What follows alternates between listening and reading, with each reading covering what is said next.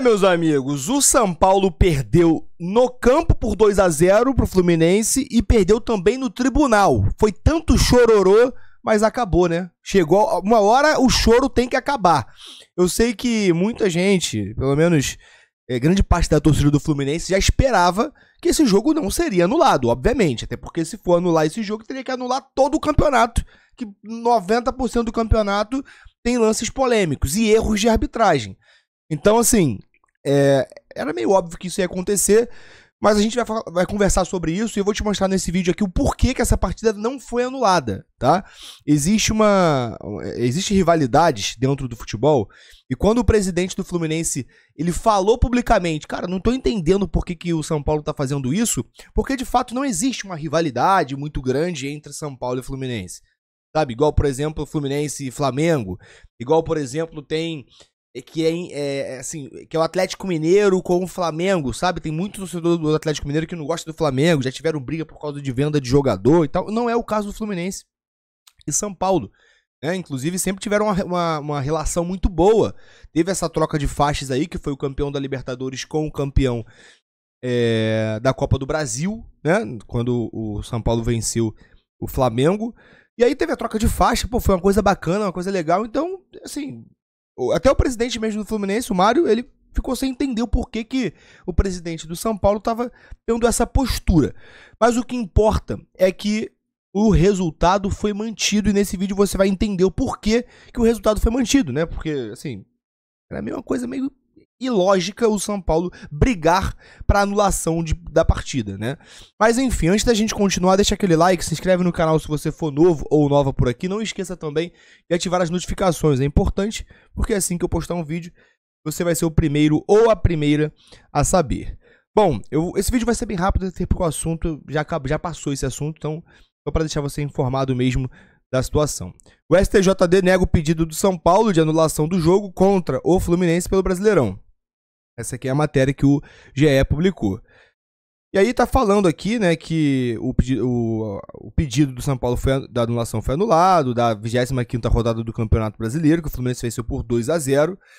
E aí tá aqui, ó, o São Paulo pedia a impugnação do resultado com a argumentação de que houve um erro de direito. O que significa um erro de direito? É o não cumprimento da regra do jogo. O futebol, ele existe uma regra, uma sequência de regras que deve ser seguida e que a gente sabe que 90% dos jogos não são seguidas. Ah, a bola bateu na mão, foi mão na bola, coisas assim polêmicas, sabe? E regras mesmo do jogo. Por exemplo, o Mário inclusive deu um exemplo perfeito. O goleiro, quando ele pega a bola na mão, ele tem 6 segundos para chutar a bola para frente. Isso é regra do jogo. É uma regra do jogo. E que o Mário não consegue. E que o goleiro, 99,9% dos goleiros não consegue cumprir essa regra. É só você contar. Quando um goleiro pegar a bola na mão, você conta. 1, 2, 3, 4, 5, 6. Você vai ver que vai passar sempre. Às vezes é 10, 15 segundos que o goleiro fica com a bola na mão. Isso é quebra da regra, né? Então, assim, não dá pra levar tudo ao pé da letra. Inclusive, eu falei Mário porque o Mário falou isso na coletiva. Ele deu esse exemplo sobre quebra de regra, que é um exemplo que todo mundo consegue ver em todos os jogos, tá? Deixa eu voltar para essa tela aqui que é melhor. Bom, aí tá aqui o cumprimento da regra não cumprimento da regra do jogo do árbitro Paulo César Zanovelli no primeiro gol do Fluminense. No primeiro gol do Fluminense. No tribunal placar, olha só isso, cara, no tribunal, tá, que aconteceu a votação para saber se ia ter anulação ou não da partida. Eu tenho até aqui a imagem. Aqui, como vocês podem ver, e aconteceu uma votação, e a votação foi simplesmente 9-0, pô.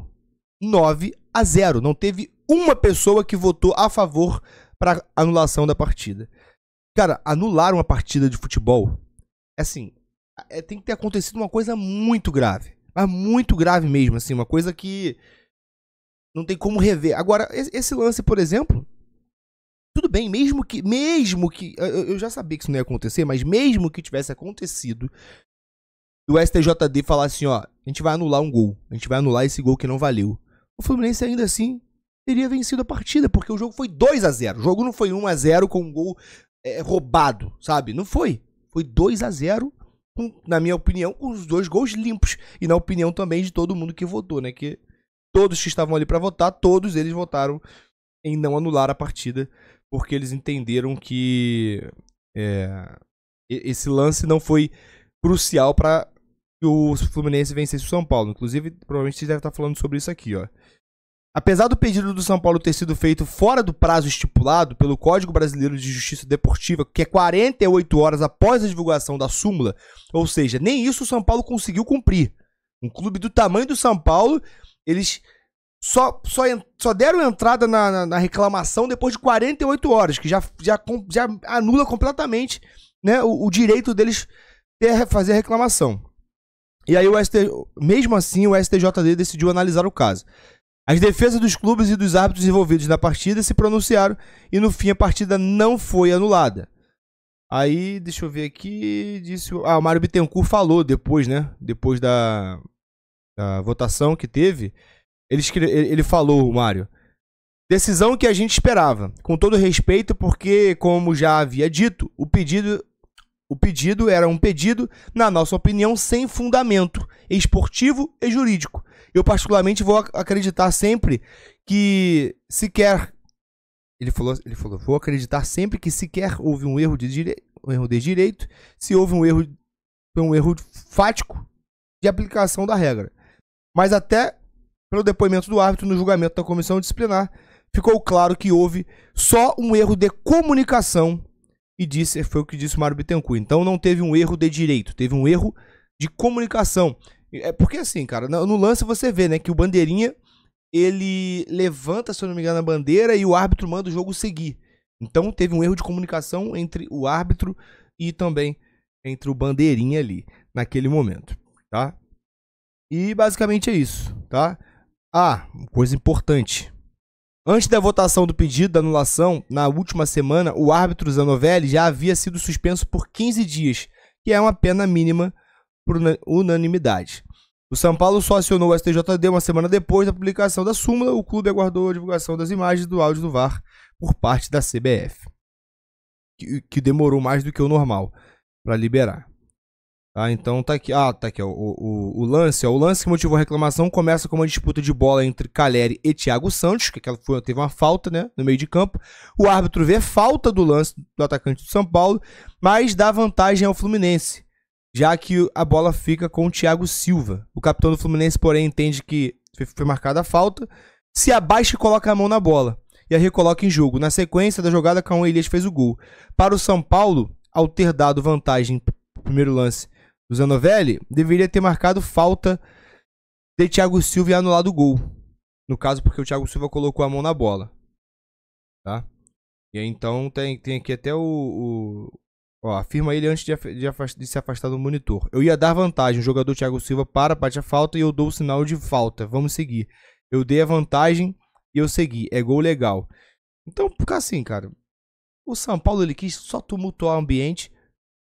A troco de não sei o que, porque não sei o que o São Paulo ganhou com isso, né? Ele só gasta recurso, gasta dinheiro, porque você vai para julgamento, faz isso, faz aquilo, enfim, e gasta tempo também.